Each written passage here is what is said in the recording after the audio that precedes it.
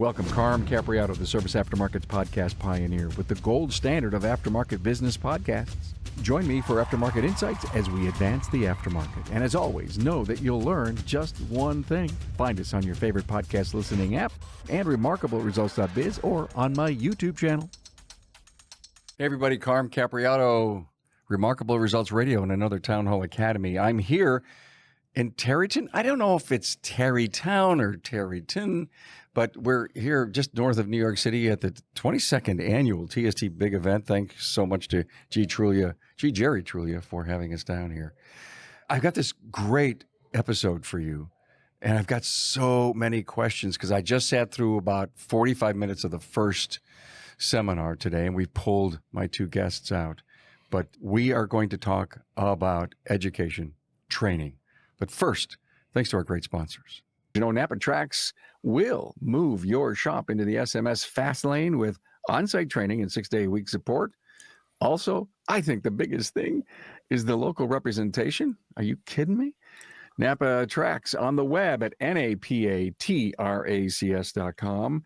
Are you ready to roll out a training plan for your automotive shop? You ready to optimize? We'll use today's class in just 5 minutes daily, boost knowledge, retention, and improve team performance. Start seeing results today. Great gamification programs here to challenge all your people. Join your peers at todaysclass.com. Hey, if you're watching on YouTube, please subscribe, give the video a thumbs up, and thanks. Hey, look, with me is Eric Ziegler from Tech Mentor out of Florida. Hi, Eric. Hi, Carm. It's been a while that you've been on the podcast. Seems that way. It does seem that way. I haven't looked it up yet, but God, I always love to have you on. Thank you for the invite. And Pete Meier is here from Dorman Training. Hi, Pete. Hey, Carm. How you doing? Guys, I got a million questions. Where's training heading? All this stuff. But what I have to say is, listen, the world knows I'm not a specialist, a technician. The world knows that. And I sat into the first 40 minutes of Bill Weaver this morning talking about sensors. And I'm just empathizing with all the people in the room. I don't know, 400 or 500 of them in this big ballroom. And I'm thinking within the first 8 minutes, there was so much to learn or to confirm or to understand. And so that my biggest question to both of you, because you're out doing this all the time, where are the people that should be in this room? And I know that's this crazy, big, heavy question that we ask.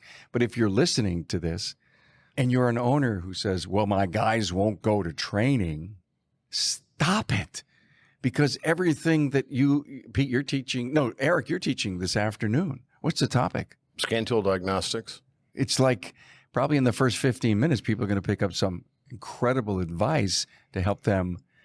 And one of the things that Bill said early on was this is a career, one hell of an opportunity to flourish your career with continuing education.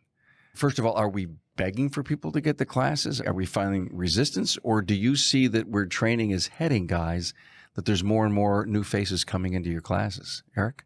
I primarily either do contract fleet training through turbo training, where we do municipalities, Department of Transportation, things like that. Those guys are required to be there.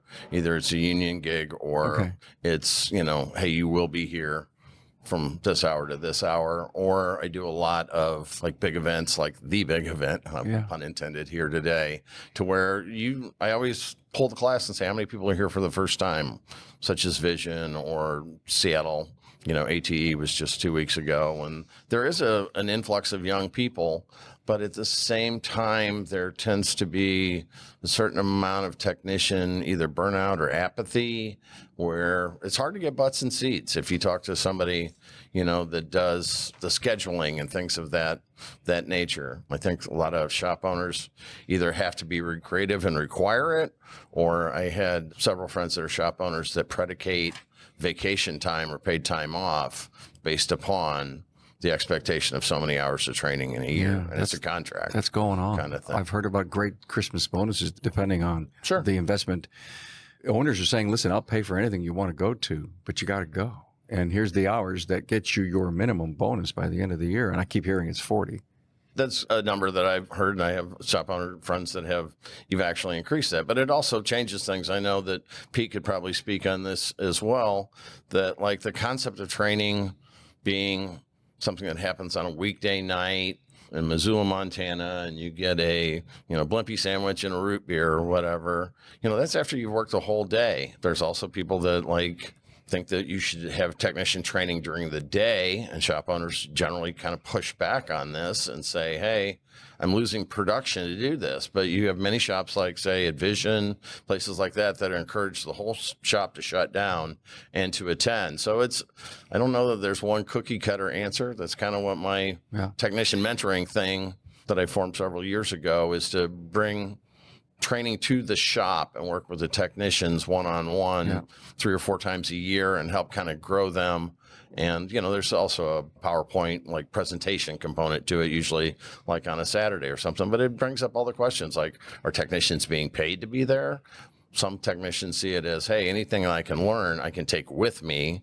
There's 2 schools of thought. If you educate somebody, they'll stick around. Or the other one is, if I educate them, they may take their skills that I taught them and go to work for my coworker. Yeah. Pete, I want to get to you in a minute. I know Eric is on a roll here. I want to ask you a question about the technician mentoring.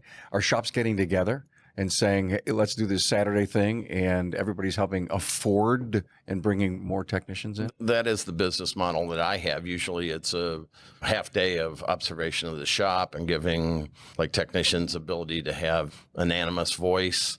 I find that a lot of, shops will have some sort of coach and they'll have their numbers right. And like many people that are on your show, and we're like, we're buying shops and we're just crushing it and everything. And you go behind the scenes and you say, hey, I'm going to give you the opportunity to say whatever you would like. I'm not going to mention you by name.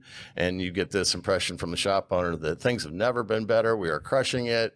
And like, you've got a 3 out of a 10, cumulative score from your technicians on, do they feel like they're working like a borrowed mule? Do they, would they appreciate free ice cream Friday? Something like that could totally change the dynamics of things. So that's usually part of the day. And then usually I have a full day with technicians that I work with them and kind of feel out their skill set. And then to your point, usually there'll be like that might be like Friday, and then Saturday, there might be a PowerPoint presentation that they have like their buddy shop come to help offset some of the expense as well. Yeah. But the idea is to grow technicians from the inside.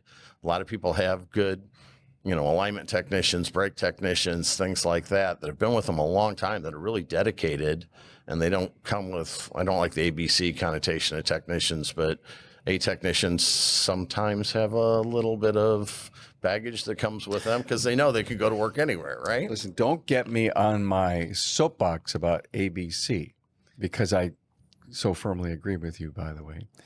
Pete, we're doing this episode for the industry with 2 really highly respected and admired trainers in the industry about maybe my intention, because I always have an intention about advancing the industry, to get maybe just 2 more owners that are listening to this saying, God, I'm going to make a decision to commit to a continuing education program for my people. And I'm going to go out and look. I'm going to go to my suppliers. I'm going to go to events like this to interview shop owners that close down, to your point, and bring their people. And I say, off the side, what are you spending? Well, me and the entire team is here. I'm talking service advisors, general managers. We're spending like $12,000. Either we drop in the bucket for some shops, because you got to figure out you're also having the loss of production, that you are losing a whole day's production. A lot of times those people are paying people to be there. Yeah. Oh, okay. And to all of that point, they still do it. And they've done it year after year after year, and they find no loss of revenue or profit in their company, and they benefit in so many different ways. And the story that I told this past week at a NAPA BDG meeting that I was at, doctors have to go to training, but you never know. They just don't schedule work on those days. So we can tell our customers via the internet, via sign on the door, or the fact that we schedule 0 work, or you build yourself a little tiny infrastructure of a couple of people there just in case there's an emergency for somebody. And I'm not sure that even the people that are left there can handle that emergency, right? Close, go to training, go to these conferences. And Pete, Are you seeing or hearing a lot more about this whole commitment to continuing education, or are you talking to more owners and getting them off their terrible intention? Wow, that's a loaded question. Yeah, it kind of is. I think, first of all, to Eric's point, there are those who have seen the light, so to speak, and have made those commitments. I think when I was still a technician, it was, again, as Eric was saying, a lot of apathy among technicians. And I used to blame the technicians for that. And then I had an epiphany. It says it's not the techs, it's the culture of the shop that they work in.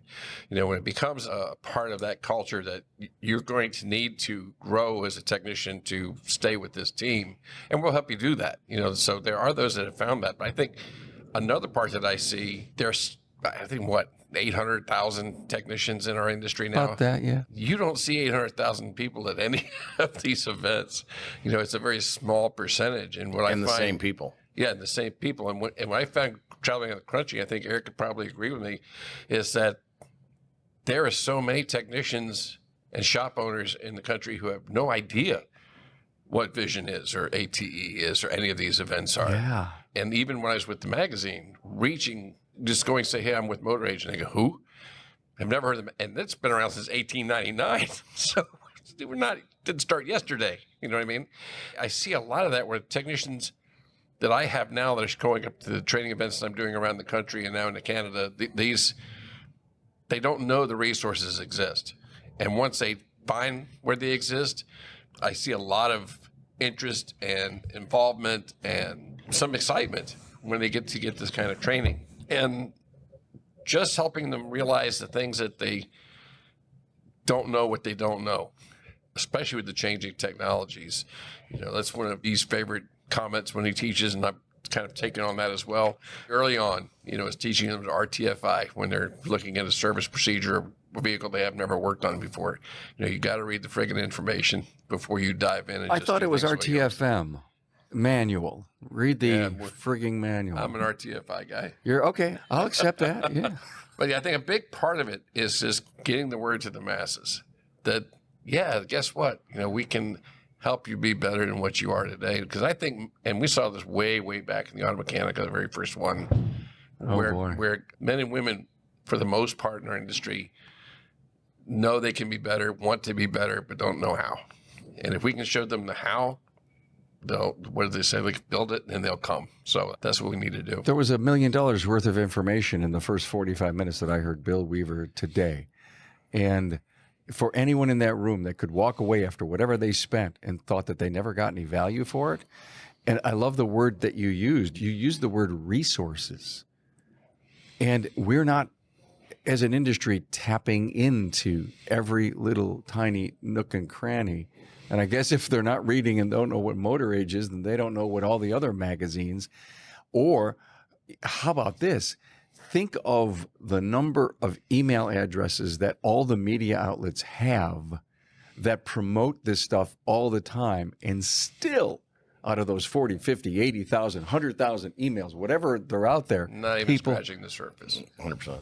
So piggybacking on what Pete had said, I think, I'm not one to, I don't really like sports metaphors, but they always talk about building the culture, like the locker room kind of thing. I think that starts a long way with it, that if you have a culture in a shop that promotes education, that promotes advancement, that you have value intrinsically to me as a team member. And the other thing about going to training isn't just so much as you went to a great class, but we've often talked of the networking aspects of it. And shameless self-promotion for I hear on WorldPAC's WTI benefit, like they have it's every other year event called STX. We had at the last one in last year, they rented the whole Gaylord Hotel in Nashville, Tennessee. They had 400 and some classes.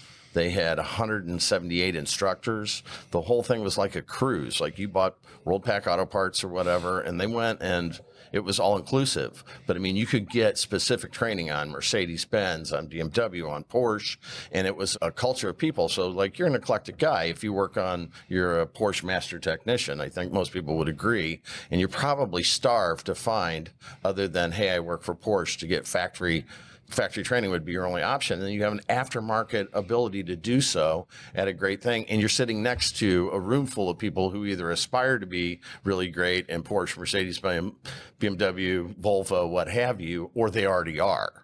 And that's a huge resource when you go to a class and you meet Pete Meier, you meet Pete Landry, you meet And Eric Ziegler. I don't know about all that. Peter Orlando, we'll stick with the Petes, right? All the Pete's. So yeah. Oh my God, I never thought of how many Pete's there are. Not to mention Scott Manna. Yeah. Oh my God. Little my inside joke there. Yes, there is. Oh my God. That was probably one of the last podcasts that I did. See how many times we could mention Scott Manna. But the networking portion of that, exchanging a number, and it's a little cliche, but a rising tide lifts all ships. Yeah. Like everybody has worked in a shop or worked with somebody that was negative Ned or negative Nancy, whatever, and it's like a cancer on the shop. All right, nuts and bolts, guys. Let's go to nuts and bolts. You're sending your people to training wherever. Let's just take, because we're here feeling and experiencing the TST big event. Take as many notes. I mean, what would we want to tell as an owner our people that are going to events? Got the manual, take as many notes. If something comes in your head, write it down. And oh, by the way, when you come back to the shop, we need you to tell your peers that maybe we didn't give a chance to send almost everything that you took away, big highlights, things you highlighted, things you circled on your paper. And because when you teach, you learn. If somebody comes up and says, oh my God, I got this really about squeezing the wire and this and doing all these in the sensors and blah, blah, blah. I think that helps build that culture, to your point. And introduce yourself to somebody, exchange information, not to beat a dead horse, what we were talking about. That is a critical component of it. You know what I mean? Like if you take away one thing, take one thing from your podcast as your moniker, if you learn one thing in a class, that's one thing. If you went to, say, the TST big event, like this is a culmination of 22 years in the making. And there are people, the top technicians from all the Northeast that are here. Many people have been on your shows, the Brian Pollocks, things like that, that all bring something to it. And I'm an old deadhead from way back, and I've always loved the lyric in the song named St. Stephen that says, one man gathers what another man spills, right? You bring your shared experience.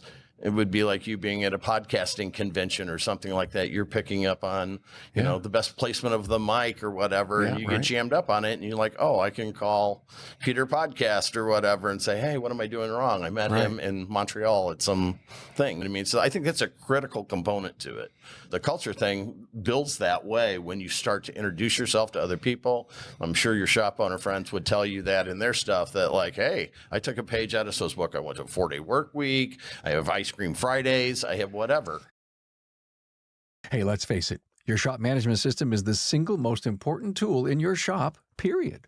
NAPA Trax has made selecting the right shop management system easy by offering the industry's best, most comprehensive SMS. Now, it all starts when a local representative meets with you to learn about your business and how you need to run it. After all, it's your shop, so it's your choice, and having local representation is a huge plus. Customizing Trax to your business, whether you're a one-person shop or a large multi-bay or multi-location company, a representative consults with you to help optimize your shop's workflow, efficiency, and profitability. Trax always has the flexibility to do business how you need to do it, which means it can also grow as your business grows. And unlike the other guys, will be there for you after installation with the best training and support in the business. Yes, a learning management system tailored to each role in your company.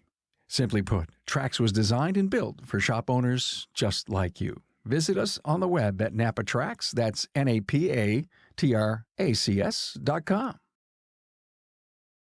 Transform your team with today's class, where automotive training is easy, quick, and fun. Just 5 minutes a day on our app can eliminate hours of looking up forgotten information later. It's perfect for technicians, advisors, and managers alike.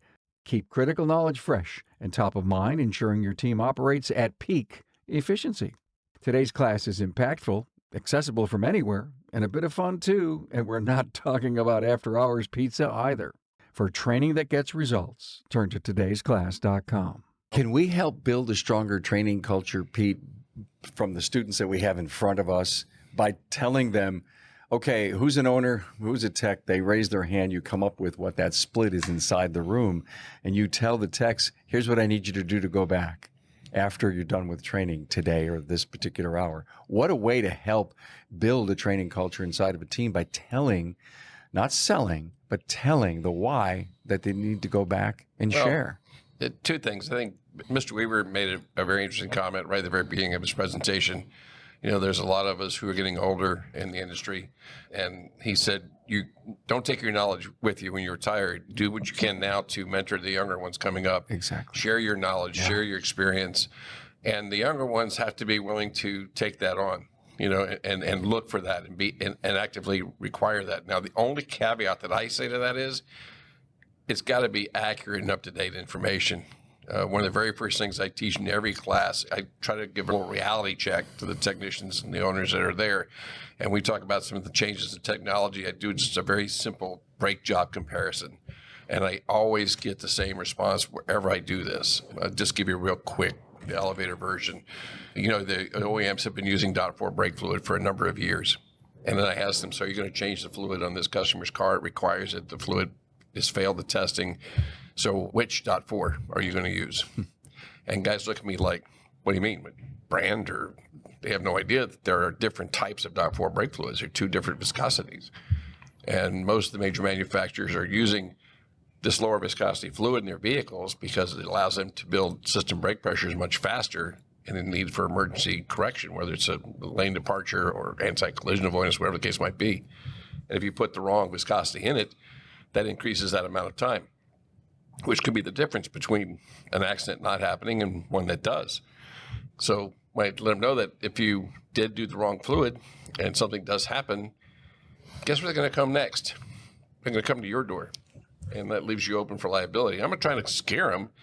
What I'm trying to get them to understand is that this isn't your daddy's Oldsmobile. You have got to keep up with the times. You've got to read that information. You've got to understand the processes in place that you have to do on today's vehicles.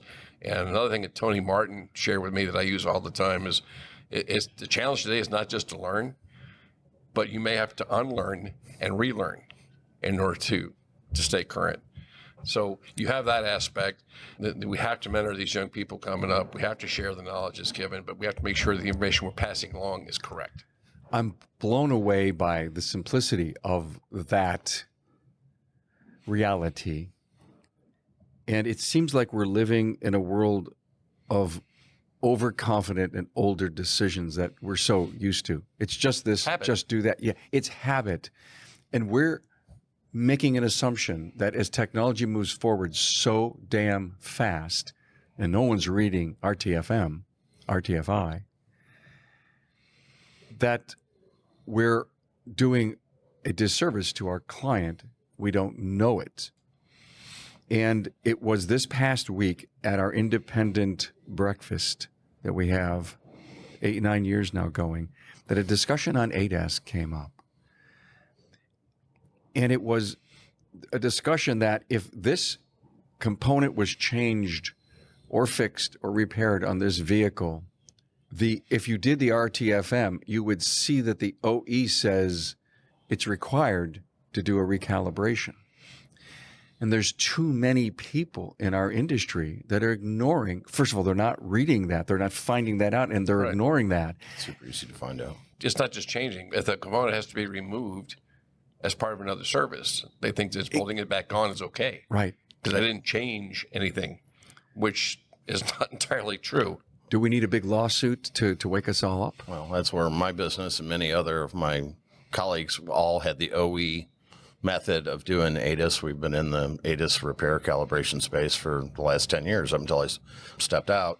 One thing being said was not only is it in the service information, but the current service information. So you may have one job aid that says, oh, if I change the alignment, I have to do a camera calibration. And then they may go and say, oh, we got to pay out a lot. The insurance company isn't down with doing that. We've now scrubbed that and said, if there was a collision or if there was a airbag deployment, then we have to do the camera calibration. But the last one, a year, 18 months before that may have said from the OE, yes, you have to do it if you do a thrust angle alignment. So it's dynamic. It's changing all the time. But yes, 100%. Like, read the service information. It's mission critical. They're mission critical safety systems. They have the ability to steer the car, stop the car, accelerate the car, etc. And one of the things about ADAS is people bought cars with those subsystems on there for those subsystems. I remember when I was doing Jerry's TST 4-stop deal, I rented a 2019 Corolla because I had to go to 4 different stops: Auburn, Massachusetts, Danbury, Connecticut, G's shop, and Totowa, New Jersey was the other one. And I had a 19 Corolla, and it had pre-collision 2, 19 or 2020 Corolla, base model.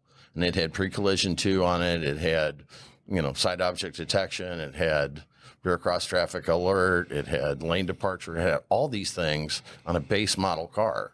So it's coming, and it's been here for quite a while. Right. You know what I mean? The technicians have to adapt to those and to be able, and they always say in business, the worst thing you can do is to say, we've always done it this way.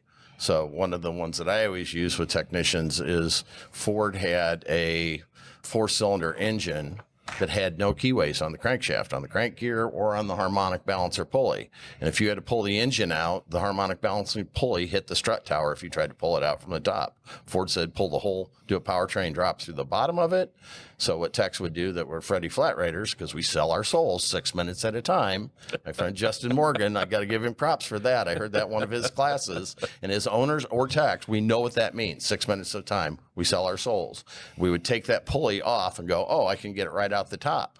And then they would put a used engine in or something, go, oh, wait a minute, I have to take that pulley off the used engine so I can get it in the engine bay and put it in, and the car wouldn't start.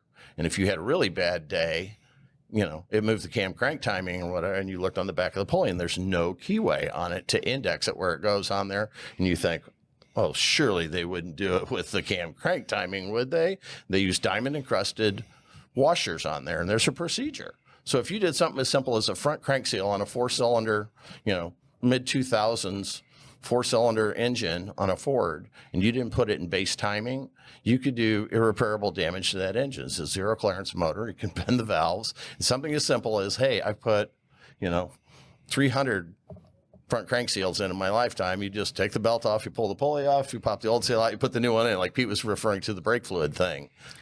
That's changed. You both have so much wisdom, been there, done that. And think about the power of mentoring or bringing interns up in our industry, which we have to do more of. But just that wisdom of saying that, by the way, you stay current because you know that we're in this evolving change where there's a rediscovery going on all the time. And the OEs are having a blast, maybe not a blast, but making all these changes to particular requirements of fluids and how they want these vehicles repaired and how they're saying it's required, but we don't even read, we don't even know about it. We're just ignoring things. These cars today, and for many years now, are extremely high tech. The tolerances have gone down to next to nothing. Service procedures have become very specific and to use his term, mission critical to the proper repair of the vehicle. There's no such thing as close enough anymore. You either fixed the car right or you didn't fix the car right. There's no in between. And going back to the mentoring, I'm all for that, but I'm also very concerned by where the information is coming from. Again, the accuracy of the information is critical. You can't just teach the young guy because that's the way we've always done it. Yeah. That doesn't apply. It hasn't applied for many years. You have to show them the correct way to do it, even if maybe you don't know that you don't know the correct way to do it. Whoever thought as a tech back in the early 70s, early 80s, when I first started, that I would have to tell a car that I put a battery in the car. Now that's routine. You're not that old. Well, I started when I was 15. Okay, good. Right? Thank you. And right out of kindergarten, he was like. Yeah. Back in the days of full service gas stations, you may remember what that is. But there was a certain culture coming up. And one of the things somebody asked me, what's the crux of your classes? My classes are, because I've had no formal training, no high school auto mechanics, no, VOTEC, anything, has all been experience based. So I try to have a common sense approach because I'm dyslexic. I don't read particularly well, that I have a logical or common sense approach that I use. And I often, it's cliche, but it's the old, give a man a fish, teach a man to fish. Or person, I guess, would be the unisex term. Give a person a fish, teach a person to fish. The brake fluid question, the Ford no keyways, that's giving you a fish. The method on it is read the service information silly, right? That if you are arming yourself, and it's meant so like dyslexic diagnostic dummies like me can read it because it's 3 paragraphs long, that you can read the description of operation. What has changed is people don't think like, oh, I got to put a battery in. It's easy peasy lemon squeezy. I'm taking the battery out and putting it in. And then if you read the service information, it says, well, have the battery backup on there, because if not, you could lock the radio out. You could be in an immobilizer situation. The key fobs could no longer work. All the stuff that, like, as a technician, you're like, oh, it's a cold morning. It just doesn't crank in Buffalo, New York, and 20 degrees, and it cranked fine when it was 50, right? That first cold snap, you're putting batteries in. But if you didn't read the service information, if you do it the same way you always did, you find out a painful lesson. Been a lot of talk lately about batteries in my circle. It's been amazing. But so many of the people that didn't go to work during the COVID thing, and their cars sat for so long, and then after they decided that they were going to, cars wouldn't start. That's something else too. When we're doing electrical classes, and it all starts with that battery. Yeah.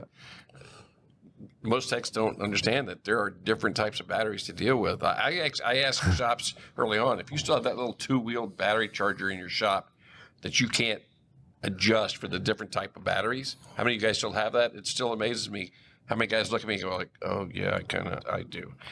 And I tell them, when you go back to the shop tomorrow, throw that in the dumpster, take it to the junkyard.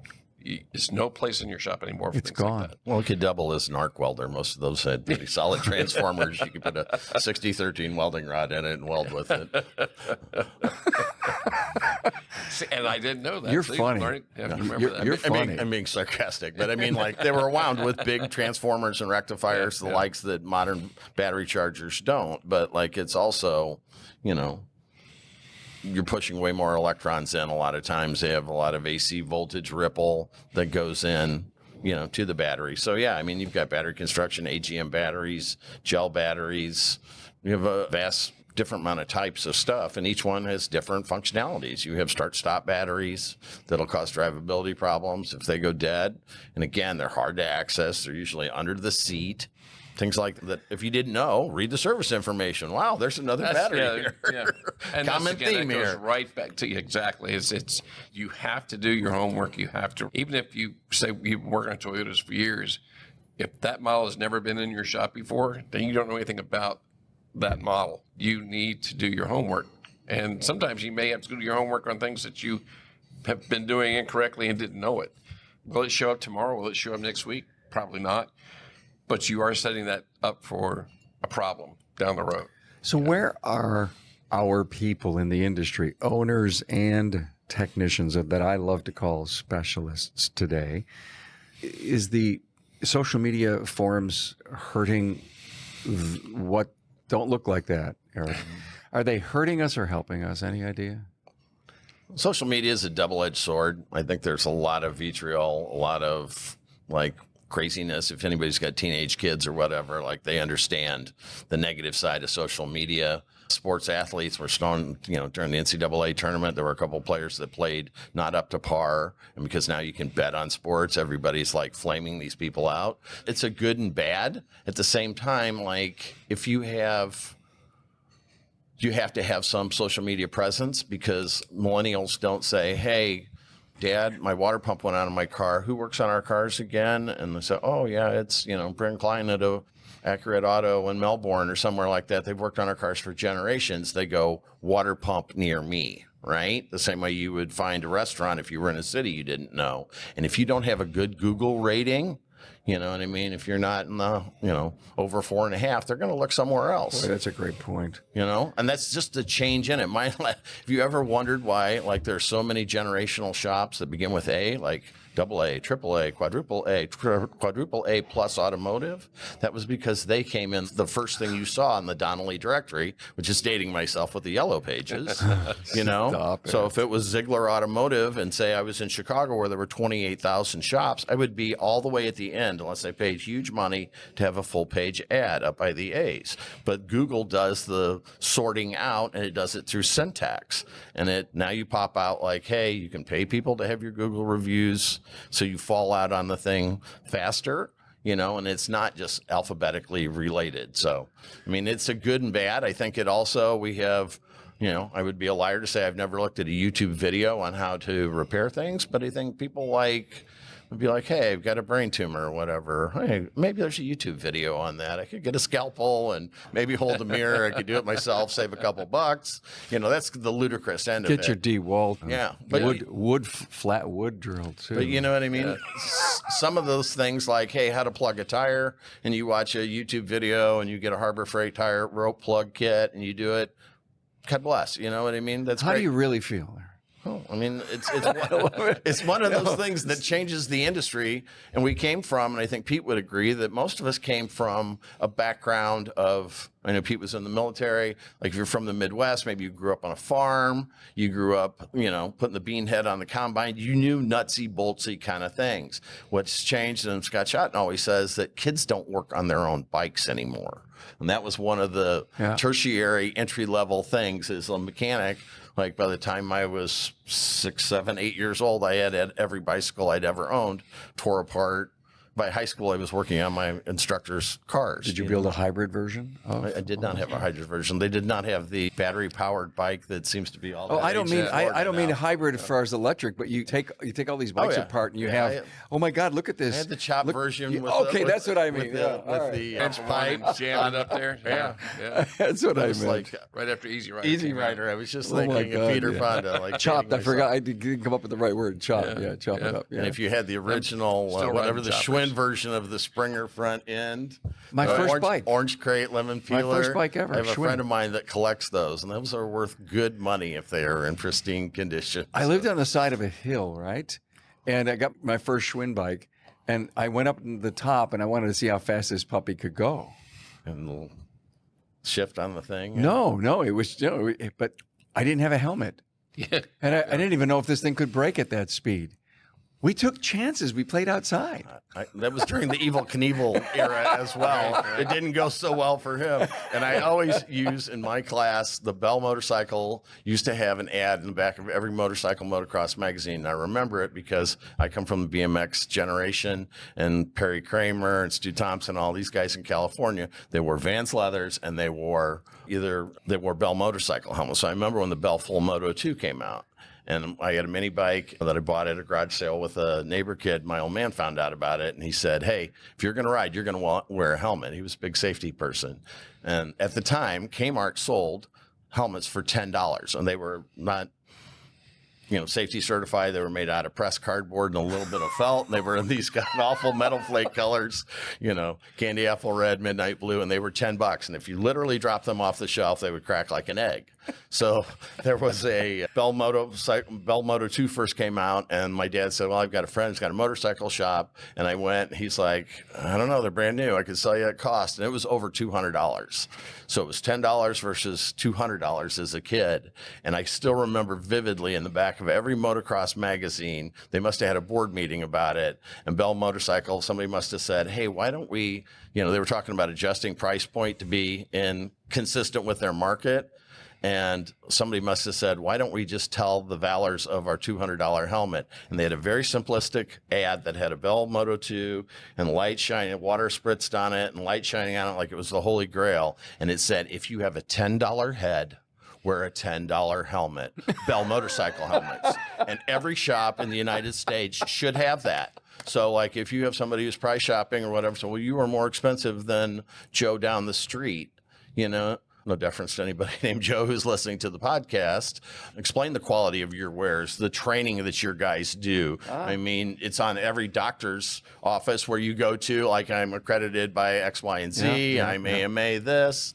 And one of the other things is in our industry, and I'm a little bit on my soapbox about this, is that you can't get a doctor in the lower 48 to testify in a malpractice suit if you amputated the wrong part, you were on narcotics. We throw shade on one another. A guy comes in and says, hey, we'll use Pete because Pete's got thick skin. I was at Pete's shop down the street. He gave me a price of so many coconuts to replace the transmission of my car. And I go, Pete, great guy. Don't get me wrong.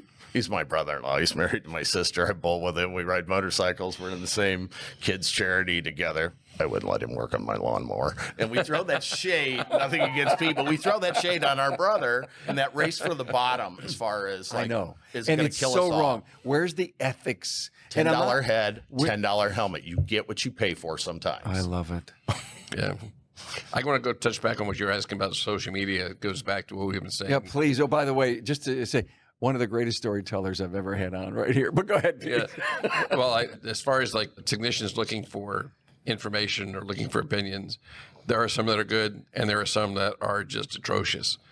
Again, it goes back to vetting your source. And when you're sharing information, or when information is being shared on social media, no matter what the platform is, whether it's a Facebook page or it's a YouTube channel or whatever the case might be, podcast.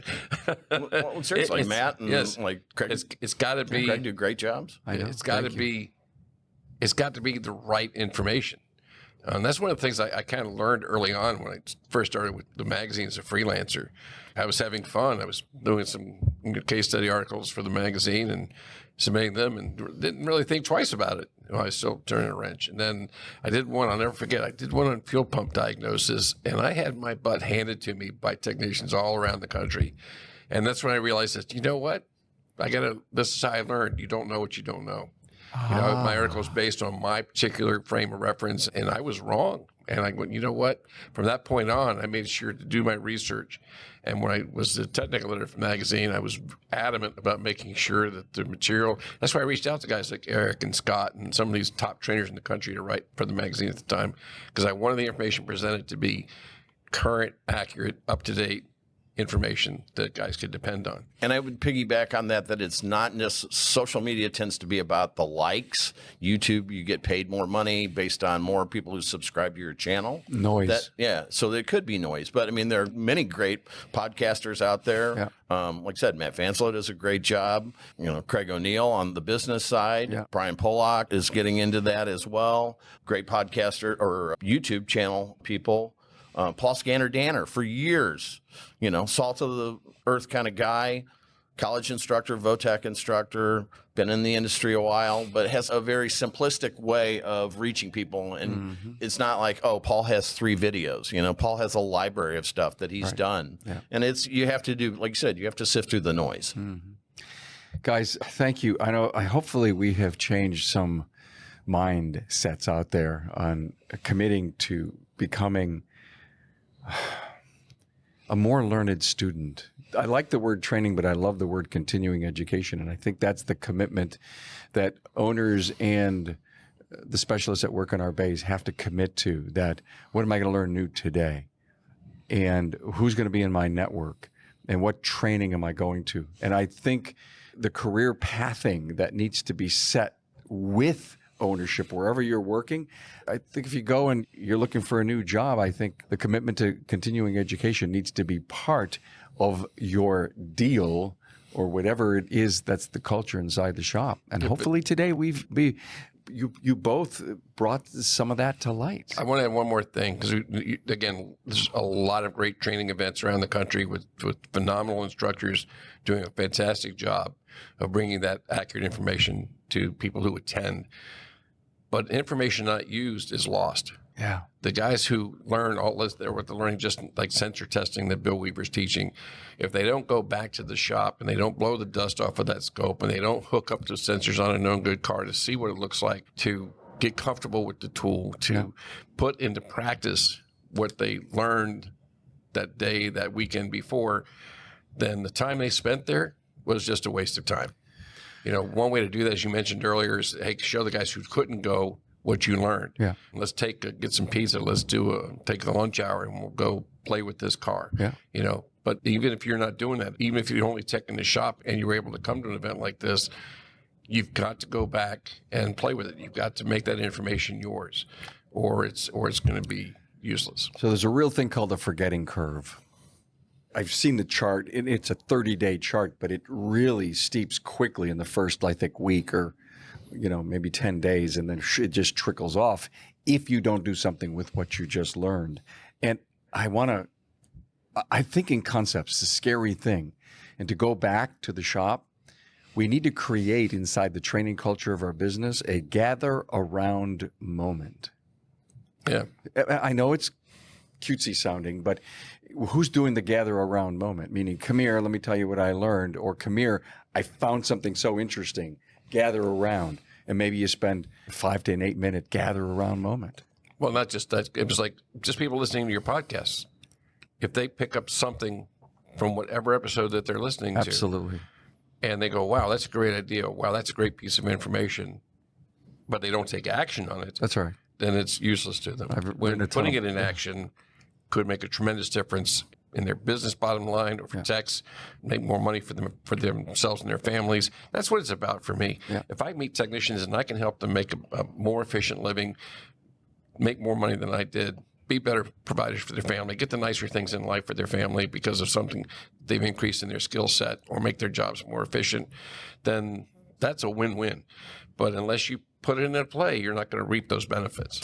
Great last words. One other thing that I would piggyback on, I'll say the elephant in the room nobody wants to address, that this is a business. Whether you're a shop owner, you're looking at your bottom line, your 1120 form at the end of the year. If you are a technician, you're looking at your W-2 at the end of the year. So the podcast thing was always, as I understood it, was meant for people who like audiobooks, things like that. Yeah. Like you're going to, on your commute, you're going to learn one thing each way, right? 22-mile commute. So one of the come hither, gather around kind of thing, we have to change the structure of how we pay technicians. When we sell our souls 6 minutes at a time, and you're going to be like, hey, come gather around for 3/10. You know what I mean? You just cost me 18 minutes of my life. What was that? What did that equate? And when we pay, like GM traditionally pays dealership technicians 3/10 for drivability, you don't get a whole lot of testing when that's how that's paid. So we need to change that culture on how we pay techs. We need to how we charge for our wares with our customer.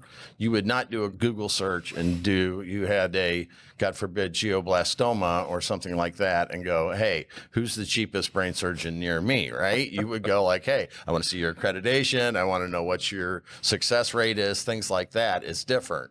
You know what I mean? So well said. A million thoughts going through my head, but we're going to end it there. Okay. Thank you. Pleasure as always. Thank you for having me. I think we've said a lot that would hopefully move some people in a different direction that they currently may be at. Maybe they're stuck somewhere. Eric Ziegler, Pete Meier, thanks for being here. Pleasure. Appreciate it.